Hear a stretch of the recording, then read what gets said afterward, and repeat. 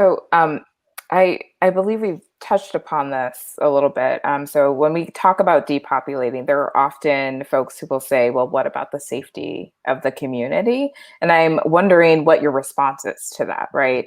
How do we release people? Well, one, should that be a presumption, right? And then how do we release people and make sure they're safe, make sure that the community is safe as well? Yeah, I think we get that answer a lot, especially because people are elected and they feel like if they don't take public safety into concern, it's going to come back in the elections and hurt them. I think that you have to think about the safety in the prisons as the foremost concern.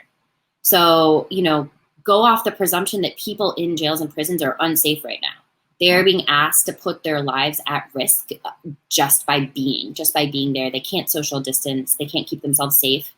We had a woman reach out to my office this week saying, I don't need anything from you all, but just wanted to let you know that in these facilities, they're not separating the sick people from the well people. We don't even have hand sanitizer or soap to wash our hands.